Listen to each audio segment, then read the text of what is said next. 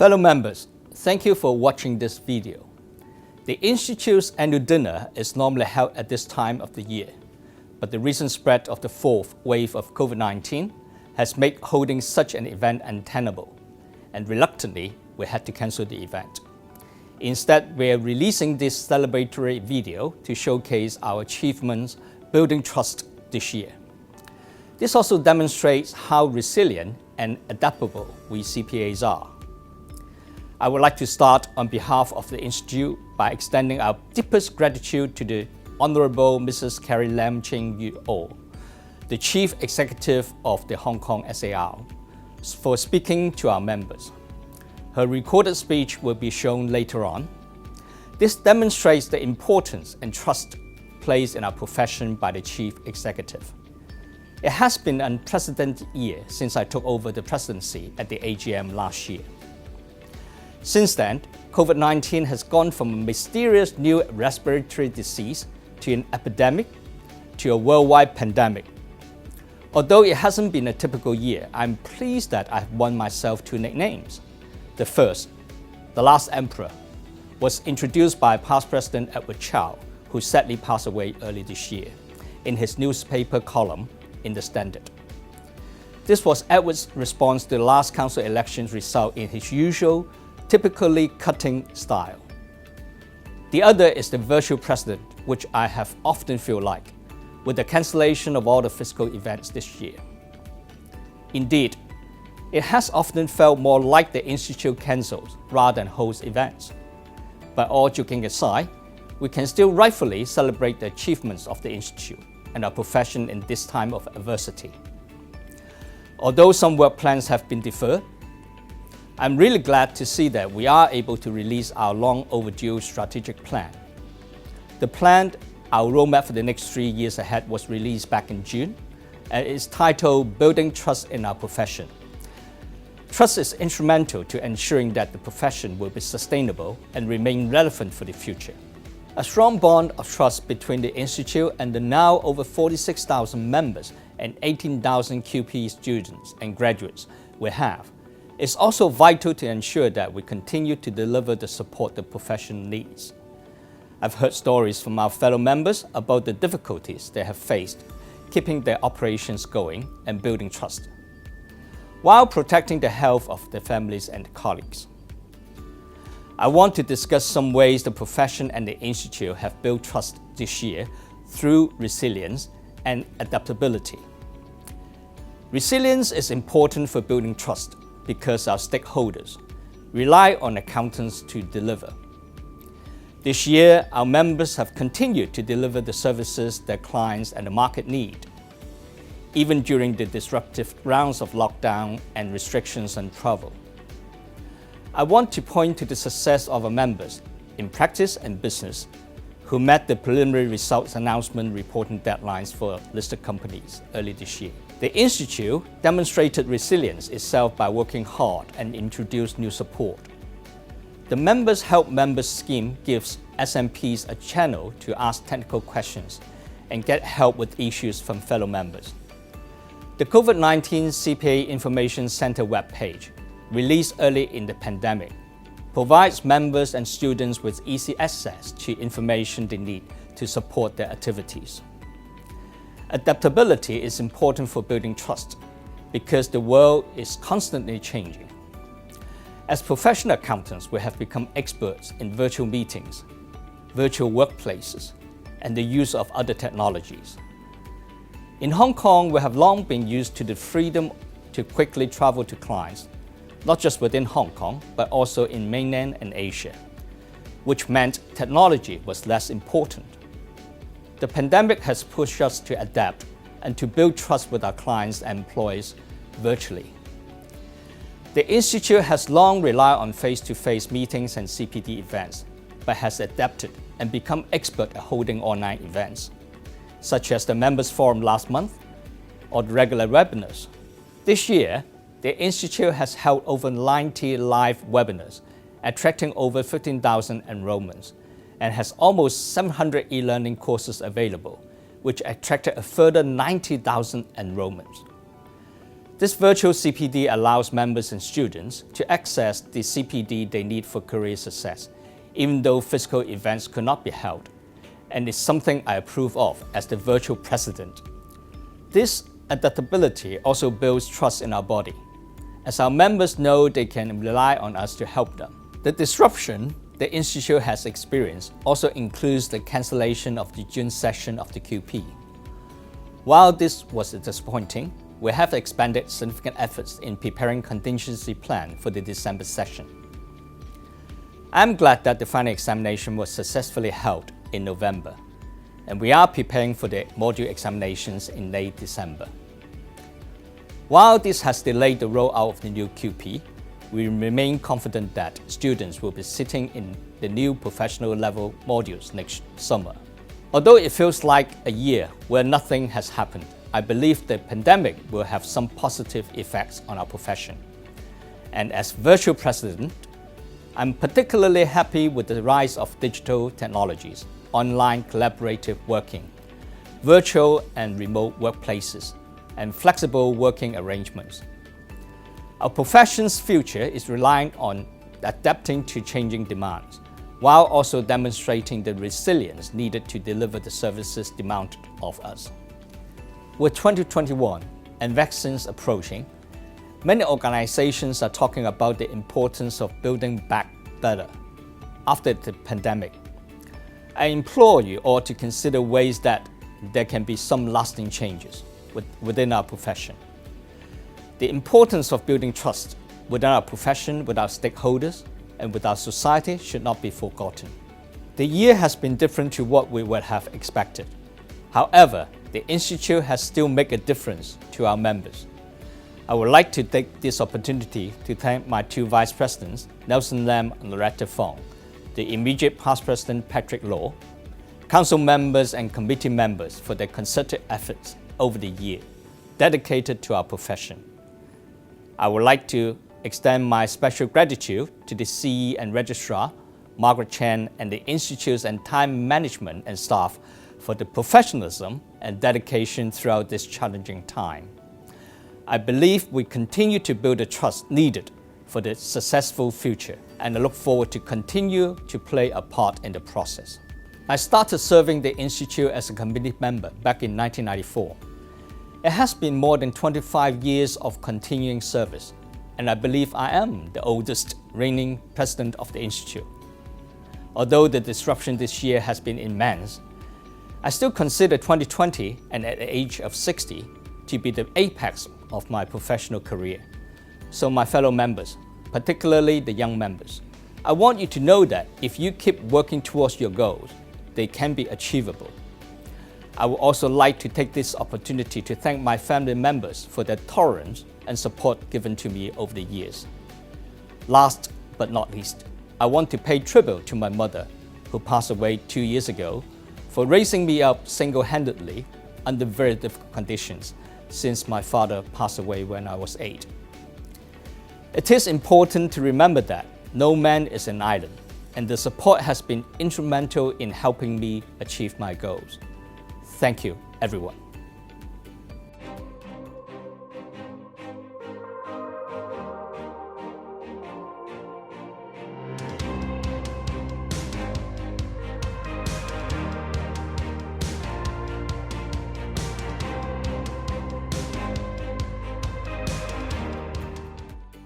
Johnson and members of the Hong Kong Institute of Certified Public Accountants.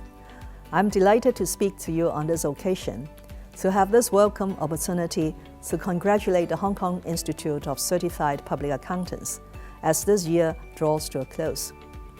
As Johnson pointed out in his video message, the year 2020 has not been a typical year, as COVID-19 has brought significant impact to the world, the economy, and people from all walks of life.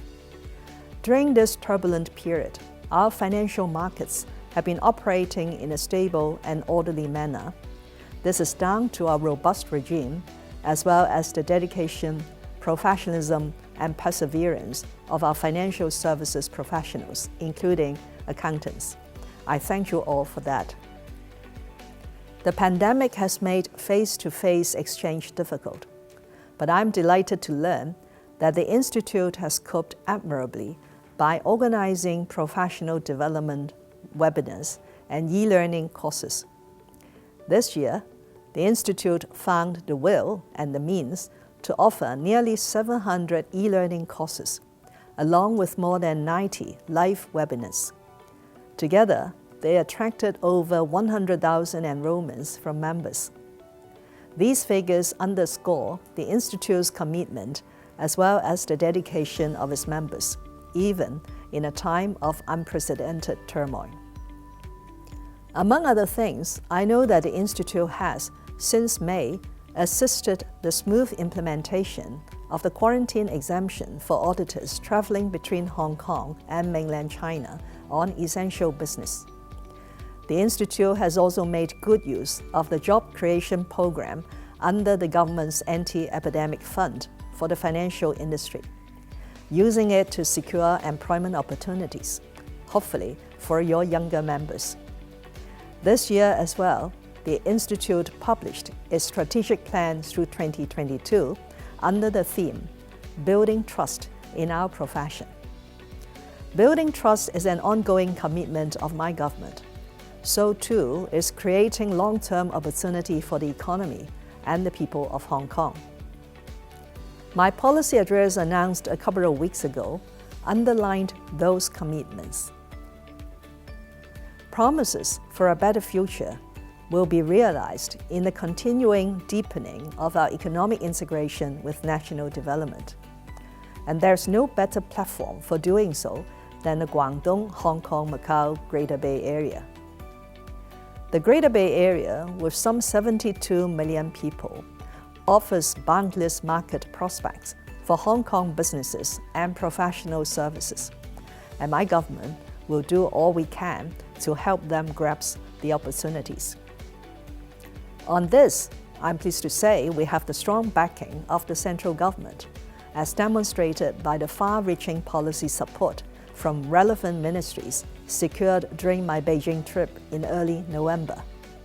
Such support will allow us to put forward and implement concrete measures in various areas.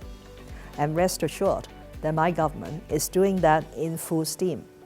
I'm glad that the Institute shares the same Greater Bay Area vision, as demonstrated by the establishment of the Greater Bay Area Committee last year, chaired personally by Johnson.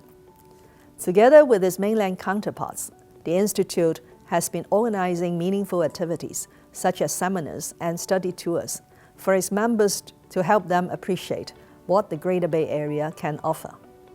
On our part, to help the Institute, as well as other major professional bodies, to step up promotion of Hong Kong's competitive edges and professional services in the Greater Bay Area and in overseas markets.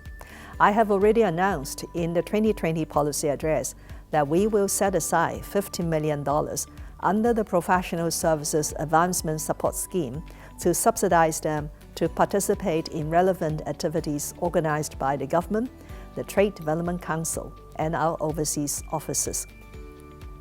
Let me add that a central goal of the Greater Bay Area is to develop into an innovation and technology hub. All industries and sectors can play a part in this process. In recent years, we see gradual increase in the adoption of technology in accounting and auditing practices. These are exactly what enterprises in the Greater Bay Area require as they consolidate their business locally and explore the opportunities for expansion to the overseas markets. I'm confident that with the support offered by the Institute, members will continue to enrich their innovation and technology skills and know-how. In short, I count on the accounting profession, on each and every one of you, to help us meet the challenges and seize the promise. There for Hong Kong. Again, my thanks to the Hong Kong Institute of Certified Public Accountants for your steadfast performance in the most challenging year.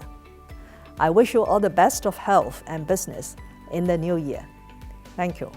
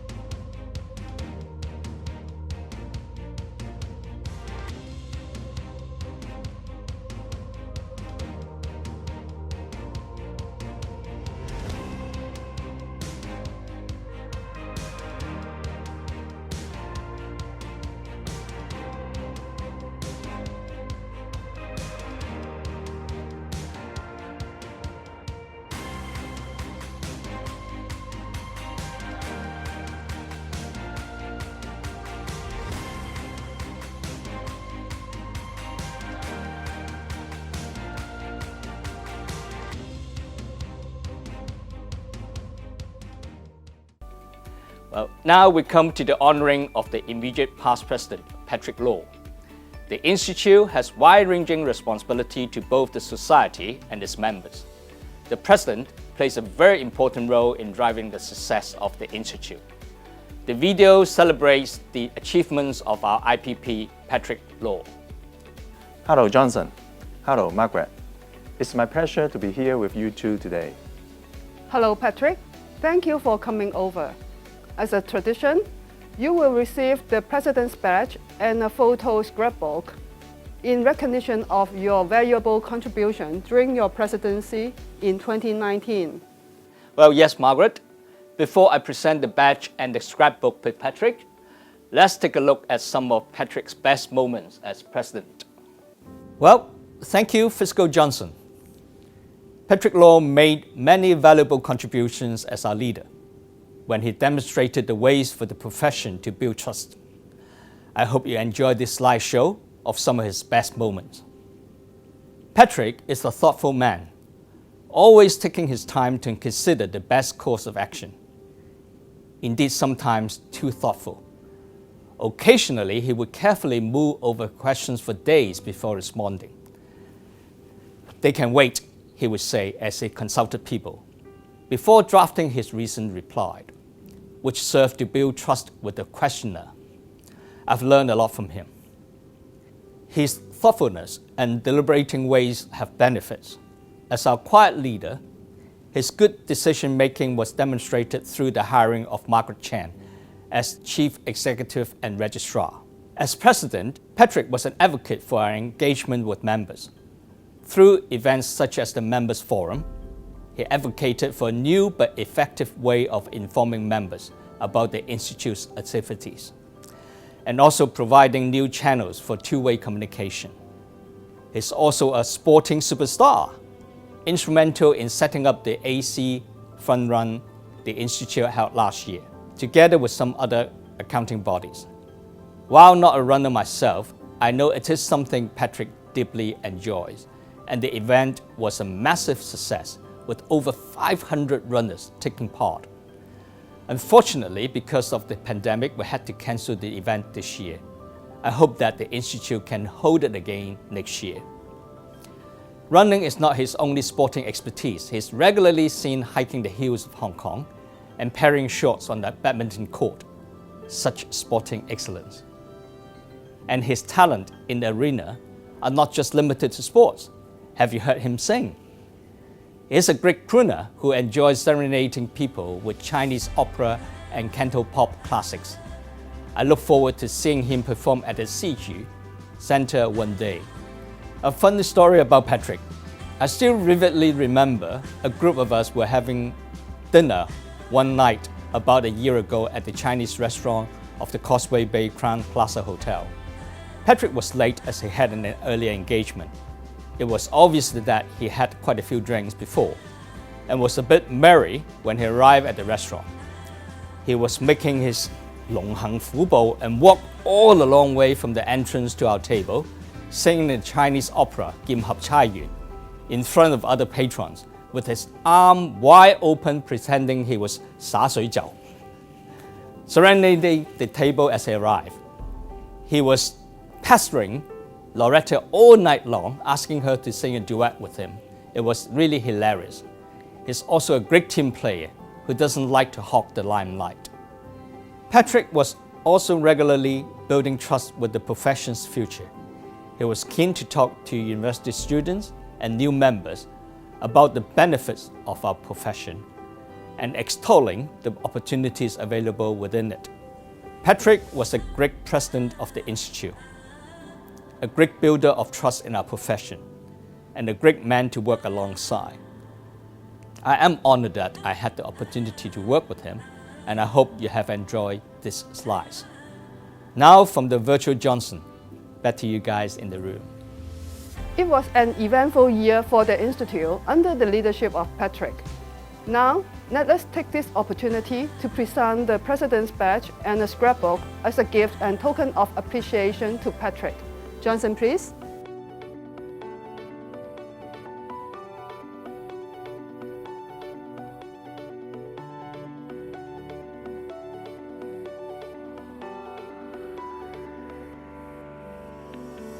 Thank you, President, for presenting the badge and the scrapbook to me.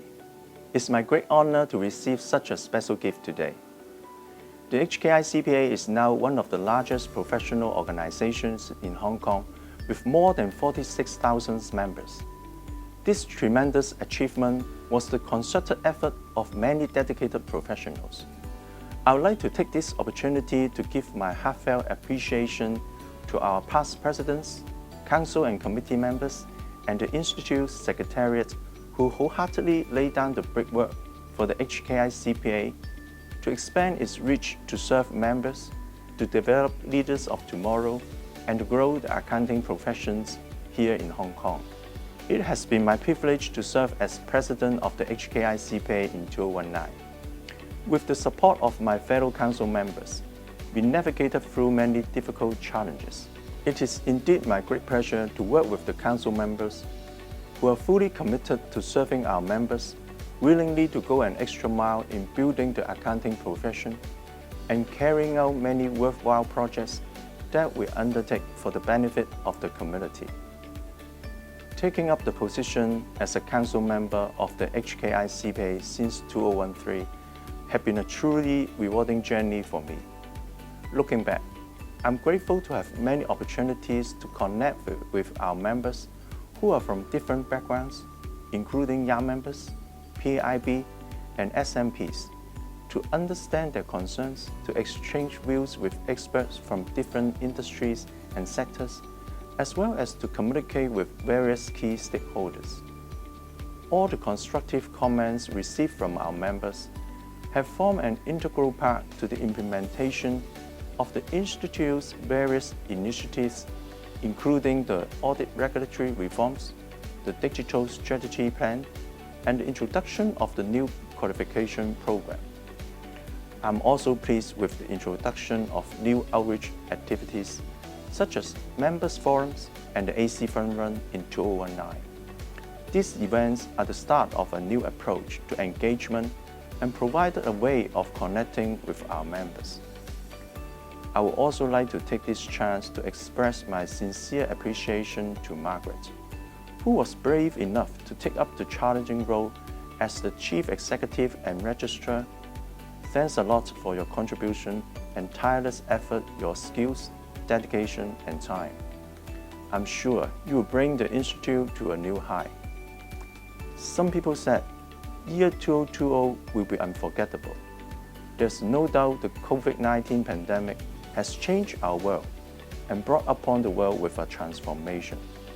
We read the headlines every day and know we will face many challenges in the future.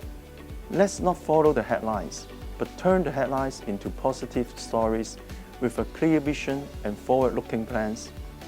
With the results of good work, unity, and commitment, I'm confident that not only we can build a stronger accounting profession, but also can build a better community for the future generations. Together, we shine. Last but not least, I would like to thank you for all your support provided to me in the past years. While I will retire from the Council after the forthcoming AGM, I can assure you that I will continue to serve the profession from many different perspectives after that, and I look forward to meeting you again in the near future. Thank you for watching our virtual celebration of the year. While 2020 has been challenging, we can still celebrate achievements this year and be confident in a better future. I wish you and your family a Merry Christmas, a Happy New Year, and good health and prosperity for 2021. Thank you.